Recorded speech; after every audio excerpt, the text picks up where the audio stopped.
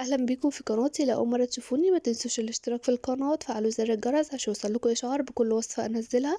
هنعمل النهارده مع بعض اكله سمك حلوه جدا وشوربه تدفينا في الجو البارد دوت. بجد شوربه حلوه جدا. هنعمل شوربه الكابوريا.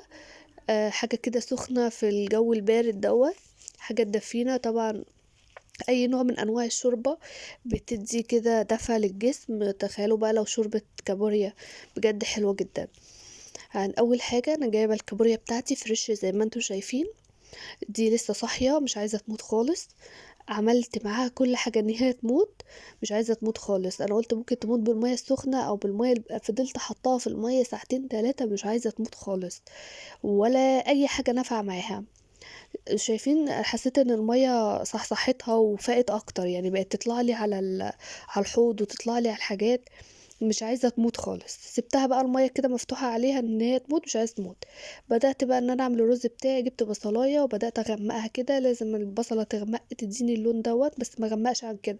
حطيت معلقه من الصلصه وحطيت الرز وحطيت ملح وكمون ومكعب مرقه. هبدا ان انا اشوح معاهم الرز واحط الميه بتاعته، واول ما يتشرب هوطي عليه. كان عندي سمك مفرزاه متبل، يعني انا بجيبه واتبله واشيله. شايفين؟ برضو مش عايزه تموت. متبلاه. حطيته في الدقيق بقى وحطيت دقيق وحطيت عليه حبة كركم، لان الكركم بيديله لون حلو جدا في القلي زي ما انتم شايفين. حطيت حبة كركم للدقيق وبدأت ان انا ابرمه كده عشان يبقى السمكية بتاعتي بالشكل اللي انتم شايفينه دوت. وقليته كده في الزيت لحد ما اداني اللون الذهبي دوت وطلعته على طول. طبعا عملناه مع بعض فما حبيتش ان انا اطول عليكم الفيديو. جبت بقى حلة، حطيت فيها حبة زيت. اول ما يسخنوا هنزل ببصلاية تكون متقطعة كده مكعبات. هبدأ بقى ان انا اشوح البصلاية. دي طبعا دي طريقة للشوربة، هقولكوا على كذا طريقة تانية. والطريقة اللي انتوا تحبوها. ممكن نعمله بالكريمة، كريمة الطبخ. ممكن نعمله بدقيق. هوريكم برضو هنحط دي فين ودي فين، بس خلينا ماشيين مع بعض واحدة واحدة. هبدأ ان انا اشوح البصلاية كده لحد ما تدبل معايا واللون بتاعها يبدأ ان هو يصفر كده. انا مش عايزة احمرها، انا عايزاها تدبل بس مش اكتر. هي بدأت ان هي تدبل اهيت. هنزل بقى بأربع فصوص من الثوم مفرومين. هشوح بس التوم كده مع البصلايه لحد ما ايه، ريحته بس تطلع. انا مش عايزه احمره عشان لسه هشوح الكابوريا. فمش مش محتاجه ان انا احمره قوي عشان ما يتحرقش مني. هو يا دوبك هشم ريحته كده وهنزل بالكابوريا. شايفين؟ هي لسه صاحيه بس هي اتغسلت كويس جدا واتنقعت في ميه كتير جدا. بس هي برضو مش عايزه تموت. ناس كتير قالوا لي اللي هي هتموت لما بتتحط على النار. فانا نزلتها كده في الحله وبدات ان انا اشوح الكابوريا مع البصل والثوم زي ما انتوا شايفين كده. هي بدأت بقى ان هي ايه، خلاص بقى تموت يعني ما كنتش عارفه الصراحه اعمل لها ايه. بس هي بدأت كده ان هي خلاص بقى بتموت وهتستوي بقى وتديني اللون الاورنج دوت. هبدأ ان انا اشوح فيها كده كويس لحد ما كلها تكون لونها اورنج. وفي نفس الوقت بتاخد ريحة الثوم كده والبصل، بتبقى حلوة قوي. التشويحة دي مهمة جدا، بتفرق قوي في طعمها. خلاص بدأت هي تاخد معايا اللون الاورنج.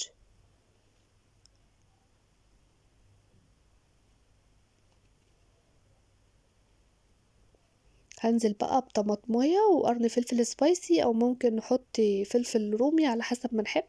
هقلبهم بقى مع بعض كويس كده. وهغسل ورقة الراولي وهنزل بيهم برضو. بتديها ريحة حلوة قوي وبتديها نكهة كمان حلوة جدا.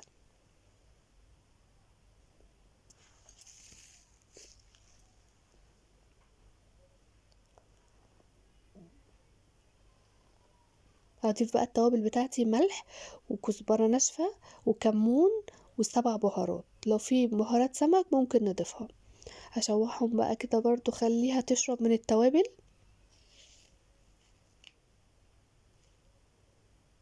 بعد كده هضيف المية بتاعتي. وهي المية بتاعتي باردة ممكن انزل بمعلقتين الدقيق. ممكن انزل بكوباية من كريمة الطهي على حسب المتوفر عندكم. لو انتوا حابين اللون بتاع الشوربة يكون ابيض انزل بمعلقتين دقيق وبديلها، يعني دي بديلة كريمة الطهي. ممكن استخدم كريمة الطهي او معلقتين من الدقيق بس انزل عليها وهي باردة. عشان ايه؟ ما تكلكعش معايا أو تكتل معايا بس، وأول ما تغلي والاقيها إن هي استوت كده، هي متاخدش أكتر من ربع ساعة على النار، هابدأ إن أنا أطفي النار وخلاص جهزت معايا زي ما انتم شايفين. بجد كانت حلوة جدًا وريحتها حلوة جدًا ولونها حلو أوي زي ما انتم شايفين كده، شايفين لونها؟ ولون الشوربة صافي كده وحلو أوي. برضه على حسب ما تحبوا، لو انتم مش حابين لون الشوربة كده زودوا دي زي ما قُلت لكم.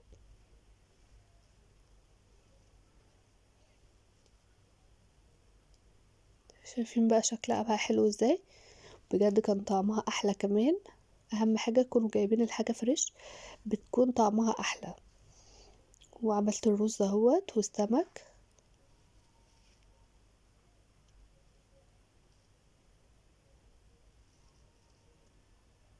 ما تنسوش بقى لو عجبكم الفيديو تضغطوا على الاشتراك وتفعلوا زر الجرس عشان يوصلكوا